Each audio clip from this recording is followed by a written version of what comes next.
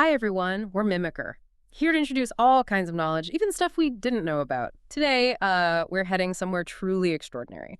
A place right here on Earth, but one that's often called, well, farther than the universe. Oh, Yeah, and the spark for this deep dive actually comes from a fantastic Japanese anime, A Place Further Than the Universe.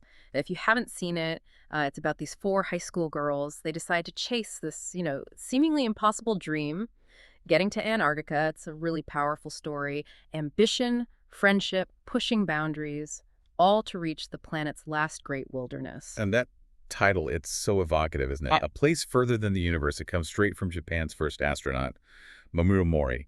He visited Showa Station, one of the Japanese research bases in Antarctica, and he said something quite profound. He said, it only takes a few minutes to get to space, but it takes days to reach Showa Station. It's truly farther than the universe. Wow, that's quite a statement coming from an astronaut, someone who's actually been to space. It immediately makes you think, right, how can anywhere on Earth feel more distant, more challenging than outer space itself? Is he being literal or? Oh, I think he's hitting on both, really. It's not just the physical travel time, though that journey is incredibly tough.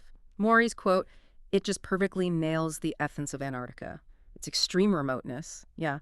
The sheer difficulty of getting there, the grit you need just to survive, but also, paradoxically, that kind of irresistible, almost dreamlike pull it has for explorers, scientists, even tourists now. It's a place that constantly pushes human limits, so in that sense, yeah, maybe it does feel more isolated than the void of space." Okay, so that's our mission for this deep dive. We're going to unpack why Antarctica holds this unique grip on the human imagination. We'll look at the history, the incredible exploration sagas, its vital role as this natural lab giving us insights that literally reach beyond Earth. Right. The huge challenges involved, and importantly, how you, listening now, might actually get to experience this place further than the universe. Huh. So let's start at the beginning. How did humans even start to chip away at the mystery of this, supposedly unreachable southern land? It must have started with just whispers, right? Yeah. Legends. Exactly. For ages, Antarctica was more myth than reality. Terra Australis Incognita, the unknown southern land. The first sort of confirmed dip into that region was Captain James Cook in 1773. He was the first to cross the Antarctic Circle. Didn't actually see the mainland, but it was the start, the beginning of human exploration down there. Okay, so Cook opened the door a crack. Right. Then, jump forward to 1820. Fabian Gottlieb von Bellingshausen, a Russian explorer, was among the first to actually see the Antarctic mainland. Confirmation, it exists. But the real commitment, the decision to stay, that came in 1899. Korsten Borchgrevink's Southern Cross Expedition. They were the first to overwinter on the actual continent. And that really marks the beginning of sustained scientific research there. Okay, overwintering. That sounds intense. But here's where the story gets really dramatic, isn't it? The bit everyone knows. The race to the pole. It's like this epic drama of triumph and, well, utter tragedy. Really hammers home how unforgiving the place is. Oh, absolutely. It's such a stark contrast in outcomes, and it tells you everything about the razor's edge they were walking. So first, you have Roald Amundsen, the Norwegian. In 1911, he reaches the South Pole on December 14th. His success came down to meticulous planning, really understanding polar travel, learning from indigenous Arctic peoples, using sled dogs effectively, a solid strategy. Right. Preparation was key. Totally. He planted the Norwegian flag, job done, history made. Then, just 5 weeks later, in early 1912, Robert Falcon Scott's British team arrives, and they find Amundsen's tent and flag already there. Imagine the crushing disappointment. Oh, brutal. And then the tragedy unfolds. Scott and his entire party, all 5 of them, died on the return journey. Starvation, exhaustion, the extreme cold. It just overwhelmed them. But here's the crucial part, the legacy beyond the tragedy. Despite everything, they lugged 35 pounds of rock and plant fossil specimens with them. Even as they were dying. Even then. And those fossils, things like Glossopteris, a plant that couldn't survive in polar conditions, were vital proof. They showed Antarctica was once warmer, connected to other continents, massive evidence for continental drift theory. That's incredible. So even in failure, this monumental scientific discovery came out of it. Antarctica holding keys to Earth's deep past. And speaking of survival against the odds, there's another name that always comes up, Shackleton. Ernest Shackleton, and the most successful failure. Ah, yes, Shackleton. His Imperial Trans-Antarctic Expedition, 1914 and 1916. The goal was the first crossing of the continent. But his ship, the Endurance, famously got trapped and then crushed by pack ice in the Weddell Sea, stranded them completely. Just gone. Ship gone. Middle of nowhere. Exactly. But Shackleton's leadership, it was extraordinary. Hmm. Over this incredibly long, grueling period, more than a year, through unbelievable hardship, he got every single man back alive. It's just this legendary tale of resilience and keeping morale up against impossible odds. These early guys, they really were made of something else. But did things stay that way, like individual heroes battling the elements, or did the approach change? What came next? Things definitely evolved. The heroic age gave way to more systematic, technologically driven exploration and more cooperation. So in 1929, you had Richard E. Byrd, the American, make the first flight over the South Pole. That opened up aerial mapping and reconnaissance, a whole new perspective, Right, planes changed the game. big time. Then a really pivotal moment was the International Geophysical Year, the IGY, in 1957-58. This saw 12 nations working together, setting up dozens of science stations across the continent. Real collaboration. And during the IGY, Vivian Fuchs led the first successful overland crossing using tracked vehicles, proving that mechanized travel was feasible. So science and cooperation started taking center stage. Precisely. And that spirit led directly to the 1959 Antarctic Treaty, a landmark agreement. It basically dedicated the continent to peace and science, put all territorial claims on hold. This is a remarkable example of international cooperation. Still holding today, right? Still holding. And the spirit of pushing limits continues too. You see feats like Burj-Jocelyn's solo, unsupported crossing in 1997. Just incredible human endurance. It's this amazing continuous thread, isn't it? From Cook just dipping his toe into Amundsen and Scott's race, Shackleton's survival, and now this era of science and treaty. That drive to reach this place further than the universe never stopped. Okay, so beyond the adventure stories, the flags, the survival, what did all that effort actually give us? You mentioned science becoming key. It turns out this remote, frozen land isn't just a backdrop for heroics. It's like the ultimate natural laboratory. And for you, the listener, this is where things get really fascinating, impacting us all. Absolutely spot on. The range of science down there is just mind-boggling. Let's take climate and environmental research. Those massive ice sheets, miles thick in places, they contain ice cores. Scientists drill down and pull up these cylinders of ice. Like drilling into the past. Exactly. They act as climate archives going back over 1 million years. They analyze trapped air bubbles, isotopes. Isotopes, like different versions of atoms. Yeah, different weights of oxygen or hydrogen atoms in the ice tell you about past temperatures. The air bubbles give you snapshots of the ancient atmosphere, CO2 levels, methane. It helps us understand Earth's natural climate rhythms long before humans started having an impact. So it gives us a baseline. A crucial baseline. And speaking of impact, Antarctica is the canary in the coal mine for sea levels. It holds the vast majority of the world's fresh water locked up as ice. If it all melted, unlikely soon, but if it did, global sea levels would rise about 60 meters. That's nearly 200 feet. Wow. Okay, that's sobering. So monitoring its stability is critical for predicting future sea level rise. And because it's so pristine, so far from major pollution sources, it's perfect for global atmospheric monitoring. And this is huge. It was right there in Antarctica in 1985 that scientists discovered the ozone hole, that severe depletion over the pole. I remember that. That was a big deal. Massive. And that discovery led directly to the Montreal Protocol, the international agreement to phase out ozone-depleting chemicals. A huge environmental success story, born from Antarctic research. Amazing. So discoveries made at the literal end of the Earth helped save the global environment. Shows how connected everything is. What about life down there? It seems impossible anything could survive. Well, that's where biology and ecological research comes in. Life finds a way, even there. It's a testing ground for life's absolute limits. You find fish with natural antifreeze proteins in their blood, letting them survive in water below freezing point. Seriously, antifreeze. Yep. And think about emperor penguins breeding during the brutal polar winter in total darkness. Incredible adaptations. Studying these extremophiles gives us insights into how life might exist in extreme conditions elsewhere, maybe even on other planets. Okay, that's cool. And the ecosystem is relatively simple, which makes it a good indicator. Antarctic krill, tiny shrimp-like creatures, are the base of the food web. Changes in krill populations, often linked to sea ice changes, have knock-on effects on penguins, seals, whales, everything. So monitoring krill helps us track climate change impacts. So the tiniest creatures tell a big story. They really do. And kind of interestingly, the isolation of the research stations is useful too. It simulates conditions for long-duration spaceflight. So psychologists and physiologists study the effects of confinement, isolation, things relevant for sending humans to Mars, for example. Plus, it's a unique place to study how viruses might evolve or spread in an isolated, pristine environment. It's just wild. This one place provides clues about ancient climates, future sea levels, ozone layers, extreme life, space travel. How does one location do all that? What else is hidden down there? Well, under the ice, there's rock. Geology and meteorite research is another huge field. Remember, we mentioned the fossils Scott found. Antarctica was the keystone of the ancient supercontinent Gondwana.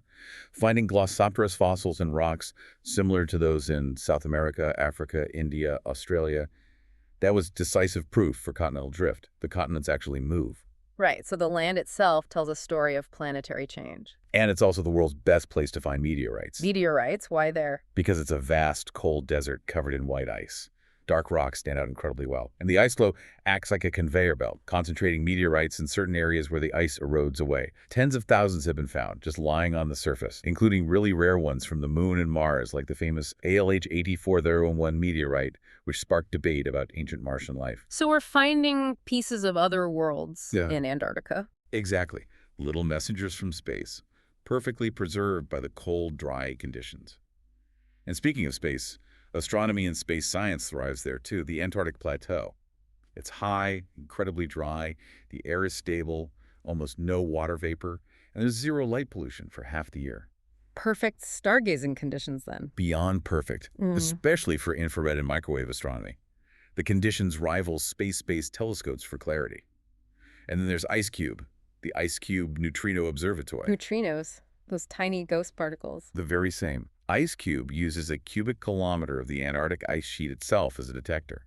Thousands of sensors are embedded deep in the ice, waiting to catch the faint flashes of light produced when a high-energy neutrino, maybe from a distant exploding star or a black hole, interacts with an ice molecule. So they're using the entire continent practically as a giant telescope to look for things from, well, beyond the universe. In a way, yes, it's peering into the most energetic events in the cosmos, using these elusive particles. It's extreme physics in an extreme location.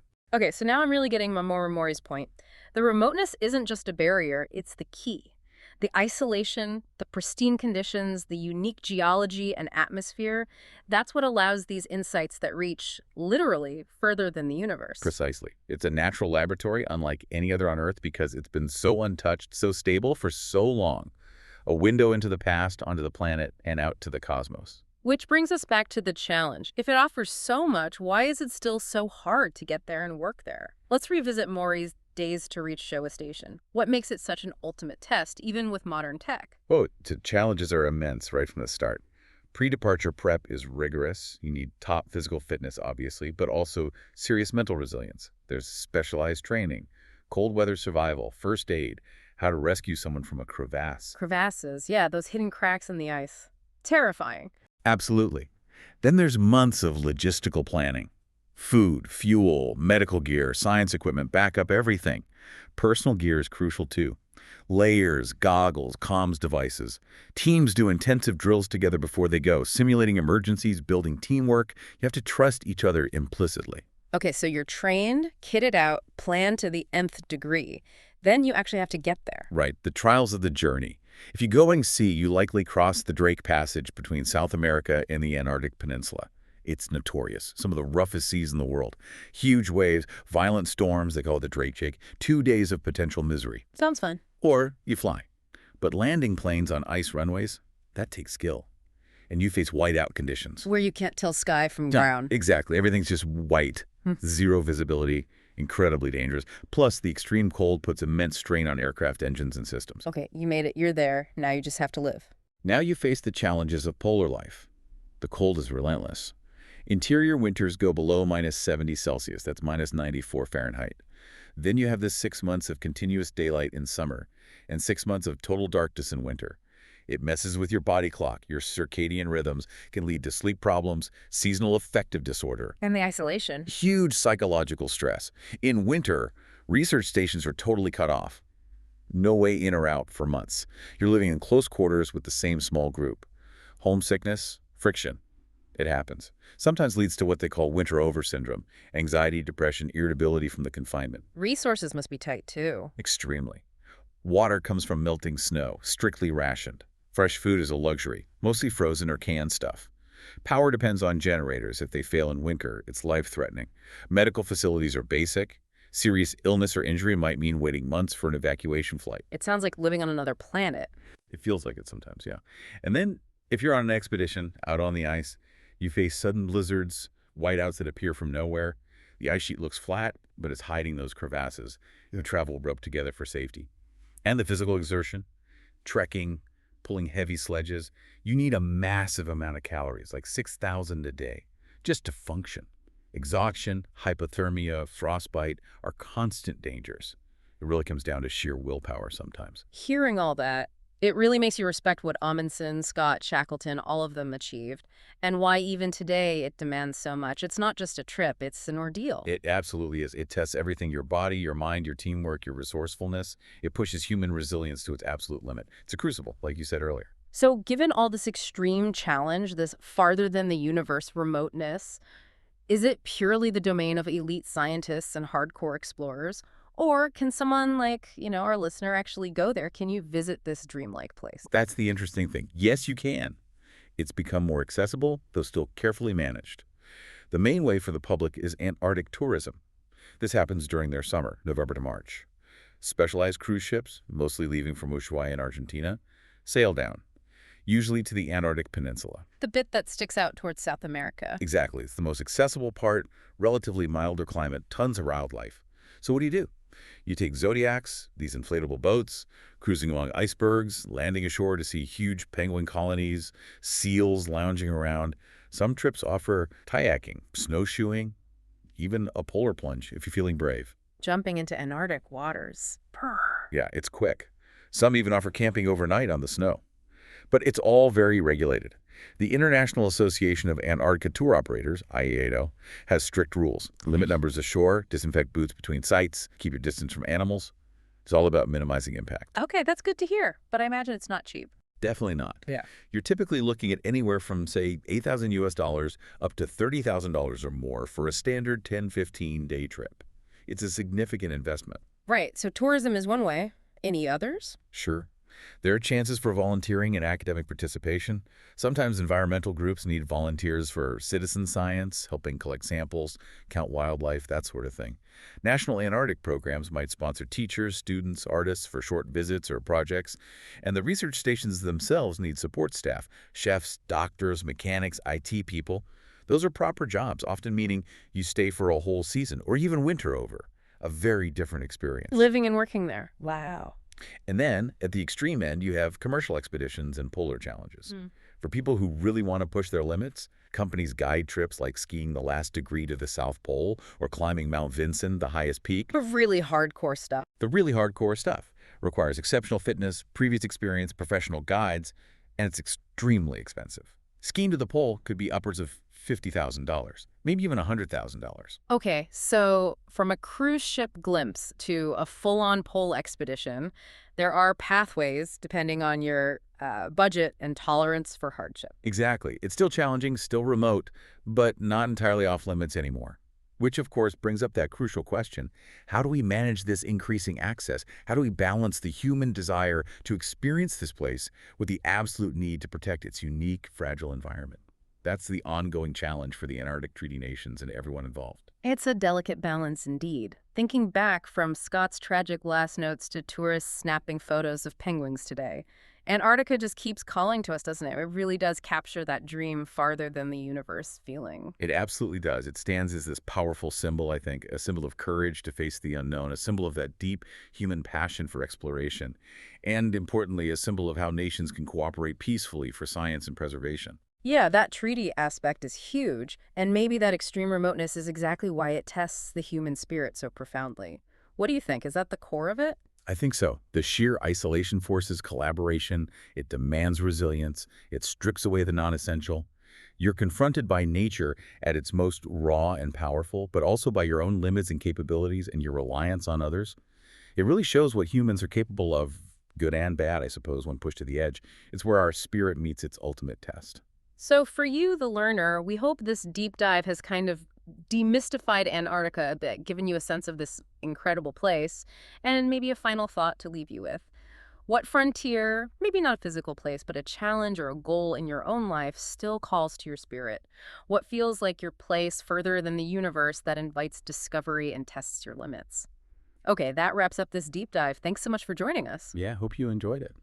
If you did like what you heard, please consider liking, subscribing, and definitely hit that notification bell so you don't miss our next one. Thanks for tuning in.